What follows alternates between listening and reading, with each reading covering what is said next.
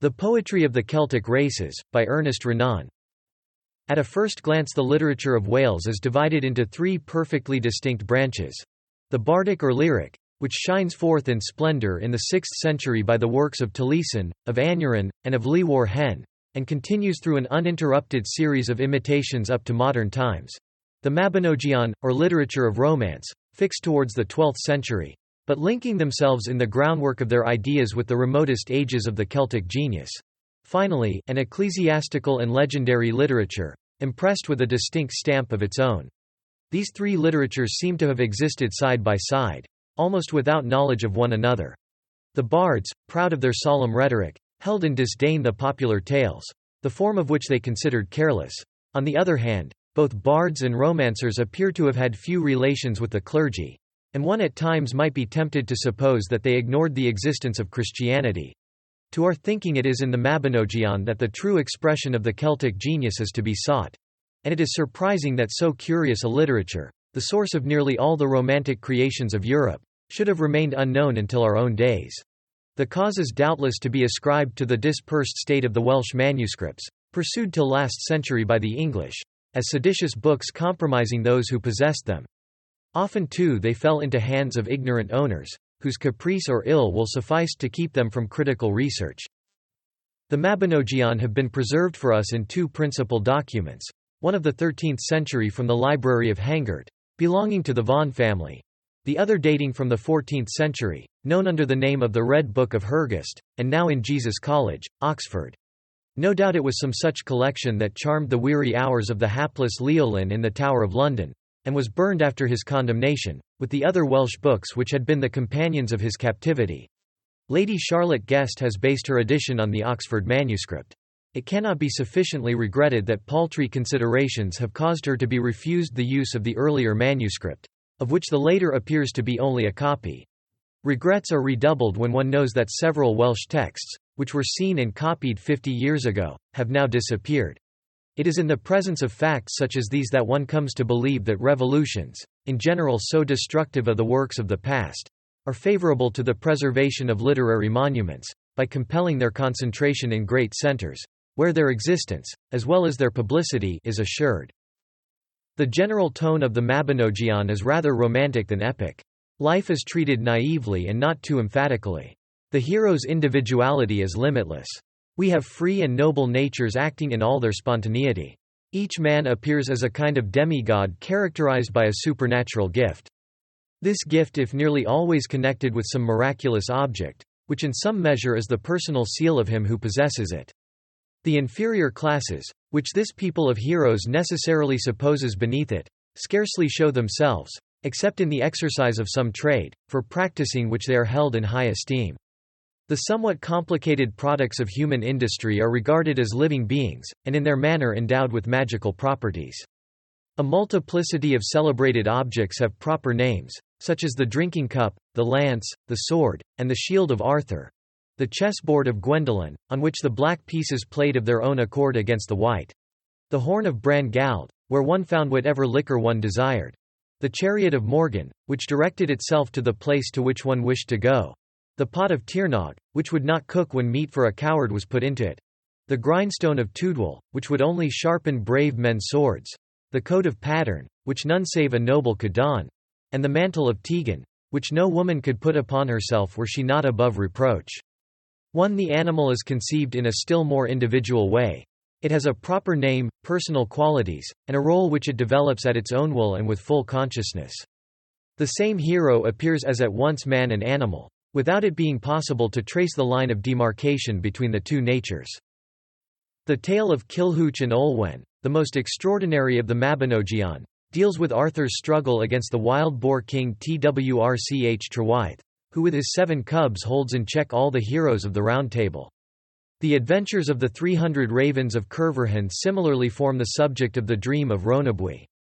The idea of moral merit and demerit is almost wholly absent from all these compositions. There are wicked beings who insult ladies, who tyrannize over their neighbors, who only find pleasure in evil because such is their nature, but it does not appear that they incur wrath on that account. Arthur's knights pursue them, not as criminals but as mischievous fellows. All other beings are perfectly good and just, but more or less richly gifted. This is the dream of an amiable and gentle race which looks upon evil as being the work of destiny, and not a product of the human conscience. All nature is enchanted, and fruitful as imagination itself in indefinitely varied creations. Christianity rarely discloses itself.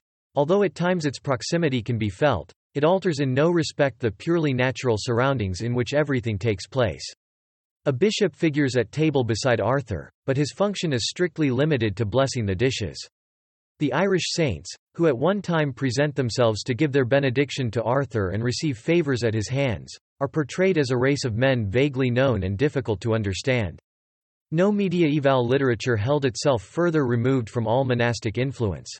We evidently must suppose that the Welsh bards and storytellers lived in a state of great isolation from the clergy, and had their culture and traditions quite apart. The charm of the Mabinogion principally resides in the amiable serenity of the Celtic mind, neither sad nor gay, ever in suspense between a smile and a tear. We have in them the simple recital of a child, unwitting of any distinction between the noble and the common. There is something of that softly animated world, of that calm and tranquil ideal to which Ariosto's stanzas transport us. The chatter of the later mediaeval French and German imitators can give no idea of this charming manner of narration. The skillful Chrétien de Troyes himself remains in this respect far below the Welsh storytellers, and as for Wolfram of Eschenbach, it must be avowed that the joy of the first discovery has carried German critics too far in the exaggeration of his merits. He loses himself in interminable descriptions, and almost completely ignores the art of his recital. What strikes one at a first glance in the imaginative compositions of the Celtic races, above all when they are contrasted with those of the Teutonic races, is the extreme mildness of manners pervading them. There are none of those frightful vengeances which fill the Edda and the Nibelungen. Compare the Teutonic with the Gaelic hero, Beowulf with Peredur, for example. What a difference there is! In the one all the horror of disgusting and blood-embrued barbarism, the drunkenness of carnage, the disinterested taste, if I may say so, for destruction and death. In the other a profound sense of justice, a great height of personal pride it is true, but also a great capacity for devotion, and exquisite loyalty. The tyrannical man, the monster, the black man, find a place here like the Les Trigons and the Cyclops of Homer only to inspire horror by contrast with softer manners. They are almost what the wicked man is in the naive imagination of a child brought up by a mother in the ideas of a gentle and pious morality. The primitive man of Teutonism is revolting by his purposeless brutality, by a love of evil that only gives him skill and strength in the service of hatred and injury. The Cymric hero on the other hand, even in his wildest flights, seems possessed by habits of kindness and a warm sympathy with the weak. Sympathy indeed is one of the deepest feelings among the Celtic peoples. Even Judas is not denied a share of their pity. Saint Brandon found him upon a rock in the midst of the polar seas. Once a week he passes a day there to refresh himself from the fires of hell. A cloak that he had given to a beggar is hung before him, and tempers his sufferings. If Wales has a right to be proud of her Mabinogion, she has not less to felicitate herself in having found a translator truly worthy of interpreting them. For the proper understanding of these original beauties there was needed a delicate appreciation of Welsh narration, and an intelligence of the naive order, qualities of which an erudite translator would with difficulty have been capable. To render these gracious imaginings of a people so eminently dowered with feminine tact, the pen of a woman was necessary. Simple, animated, without effort and without vulgarity, Lady Guest's translation is a faithful mirror of the original Cymric. Even supposing that, as regards philology, the labours of this noble Welsh lady be destined to receive improvement, that does not prevent her book from forever remaining a work of erudition and highly distinguished taste.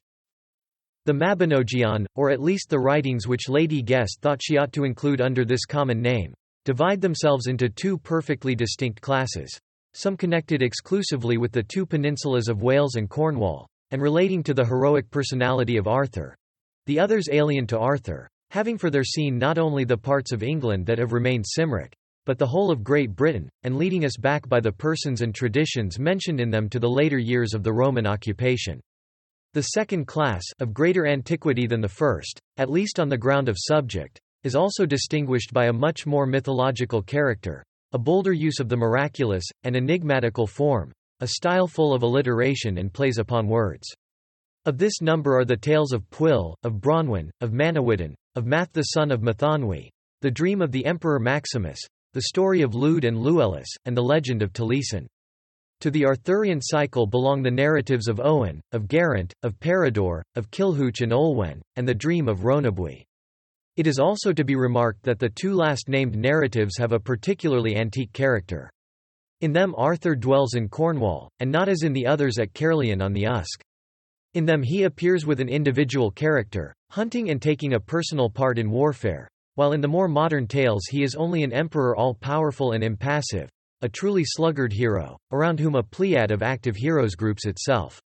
The Mabinogi of Kilhuch and Olwen, by its entirely primitive aspect, by the part played in it by the wild boar in conformity to the spirit of Celtic mythology, by the wholly supernatural and magical character of the narration, by innumerable allusions the sense of which escapes us, forms a cycle by itself. It represents for us the Cymric conception in all its purity, before it had been modified by the introduction of any foreign element.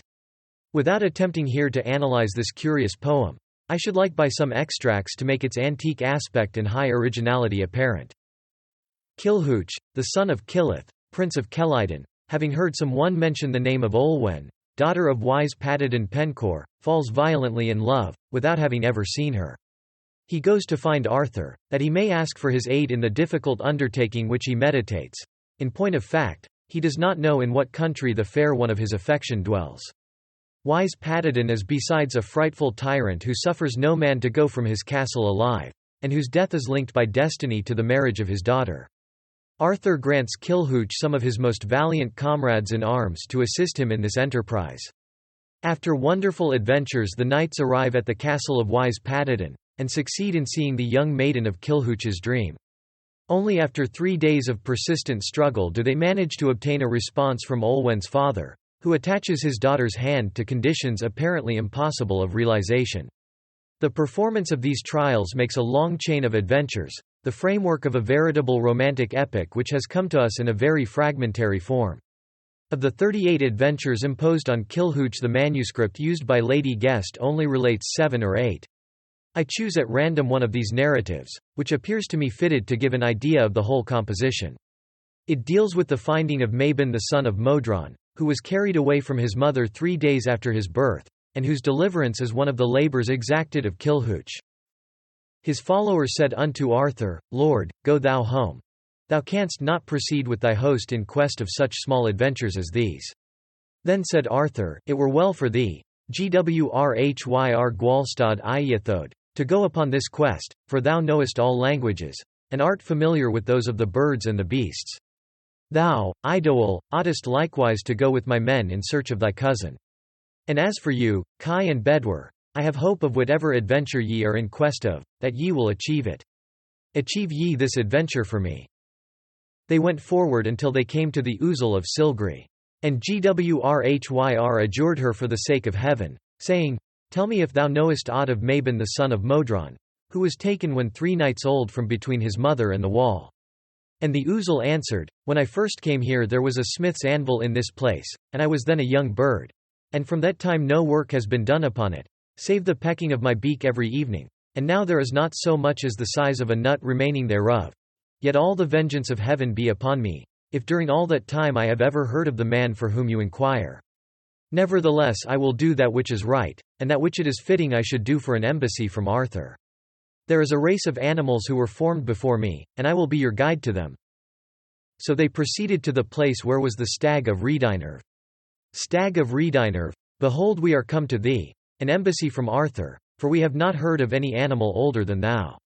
Say, knowest thou aught of Mabon the son of Modron, who was taken from his mother when 3 nights old? The stag said, When first I came hither there was a plain all around me, without any tree save one oak sapling, which grew up to be an oak with 100 branches. And that oak has since perished, so that now nothing remains of it but the withered stump. And from that day to this I have been here, yet have I never heard of the man for whom you inquire. Nevertheless, being an embassy from Arthur, I will be your guide to the place where there is an animal which was formed before I was. So they proceeded to the place where was the owl of Cwm Colwood. Owl of Cwm Colwood, here is an embassy from Arthur. Knowest thou aught of Mabon the son of Modron, who was taken after 3 nights from his mother? If I knew I would tell you. When first I came hither, the wide valley you see was a wooded glen. And a race of men came and rooted it up. And there grew there a second wood, and this wood is the third. My wings, are they not withered stumps? Yet all this time, even until today, I have never heard of the man for whom you inquire. Nevertheless I will be the guide of Arthur's embassy until you come to the place where is the oldest animal in the world, and the one that has travelled most, the eagle of Gwern Abwy. Gwrhyr said, Eagle of Gwern Abwy, we have come to thee in embassy from Arthur, to ask thee if thou knowest aught of Mabon the son of Modron, who was taken from his mother when he was 3 nights old. The eagle said, I have been here for a great space of time, and when I first came hither there was a rock here, from the top of which I pecked at the stars every evening, and now it is not so much as a span high. From that day to this I have been here, and I have never heard of the man for whom you inquire, except once when I went in search of food as far as Lin Li. And when I came there, I struck my talons into a salmon, thinking he would serve me as food for a long time. But he drew me into the deep, and I was scarcely able to escape from him. After that I went with my whole kindred to attack him and to try to destroy him, but he sent messengers, and made peace with me, and came and besought me to take 50 fish spears out of his back. Unless he knows something of him whom you seek, I cannot tell who may. However, I will guide you to the place where he is. So they went thither, and the eagle said, Salmon of Lin Li, I have come to thee with an embassy from Arthur, to ask thee if thou knowest aught concerning Mabon the son of Modron, who was taken away at 3 nights old from his mother. As much as I know I will tell thee.